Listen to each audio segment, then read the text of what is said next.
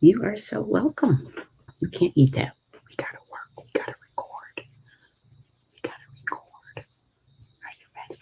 Are you ready to work? Are you ready to work? Huh? Are you ready to just lay there and look like you're in heaven? Huh? Are you ready to just lay there and look like you're in heaven and be my backup? Are you ready? Huh? No, you cannot eat that.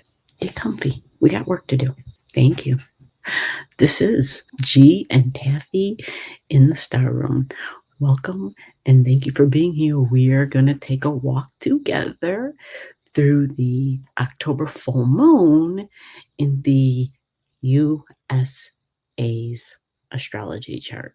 There are some signs, cardinal signs, some fixed signs that we want to take a look at in the US's chart. There's an eclipse also coming up in December, but there's actually one in November 1st. But the December eclipse, we're seeing it coming to fruition in the month of October. And I'll explain that when we deep dive into the video. And so as you're listening, you can apply this to your own chart. If you have your chart and if you know a little bit about astrology, you can look for the degrees. And whenever we talk about eclipse energy, if your degrees match, 2 degrees before, 2 degrees after, you can be certain that the events of that eclipse you will likely feel 3 months in advance. We'll talk about the full moon of October 20th, 27 degrees, a signature point for the coming Pluto return in February of 2022. Deep, transformational, powerful changes at the very root level.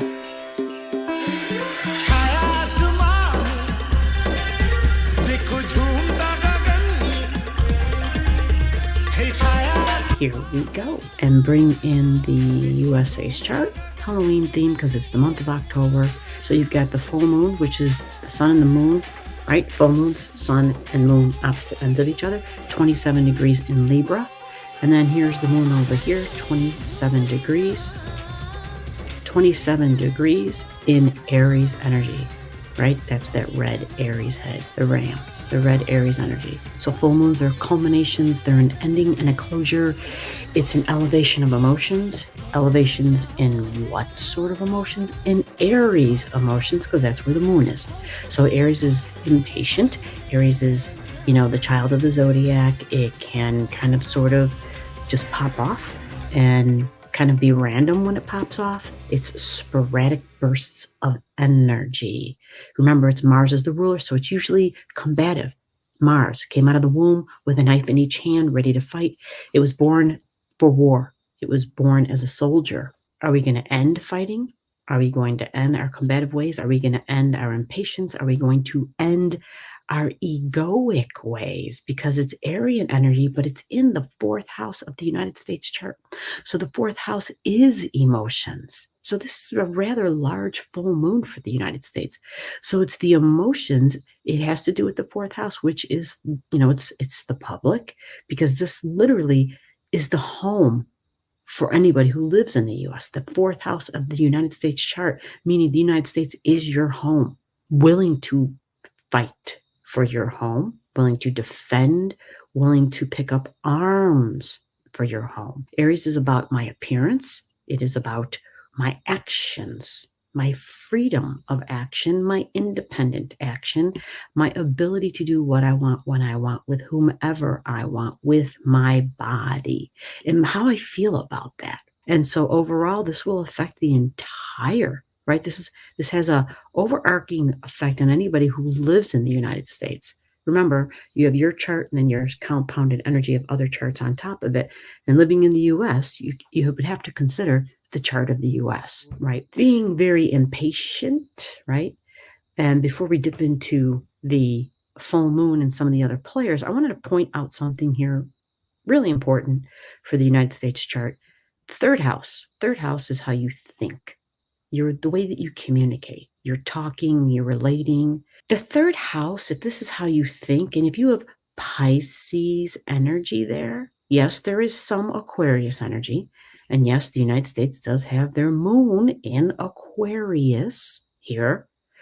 But there's a good portion of this house is Pisces. Well, what is Pisces? If Pisces energy isn't a very clear thinker, it's not good at thinking. It's more about creating. It's more abstract. It can't see details. It can't keep track of things. This is Hollywood, fantasy, sci-fi, actors and actresses, politicians. This is Piscean energy. Singers, music, performance. This is Piscean energy. Songwriters, poets, Piscean energy. Drugs, medications, Piscean energy. Meditative, kumbaya, Piscean energy. We are all one, deeply spiritual, Piscean energy. Can be filled with illusions and delusions, meaning what I'm looking at, I'm not looking at it clearly. It is affecting my thoughts. I can't see the details. The details become fuzzy. Piscean energy has the ability to make anything in your life look fuzzy. It can even make things disappear. Piscean energy, the thinking disappears. There's no rational, logical, clear way. Sounds kind of like this pandemic. Sounds like Neptune and Piscean energy was a big factor for us. And it is, and it was, and it still is. Absolutely a birthing process. And that is what we're going through together. So let's just remember inner lotus, INNER. And the second part is lotus, LOTUS, inner lotus. Today, remember to be kind. If you remember to be kind instead of being right, you'll be right every time.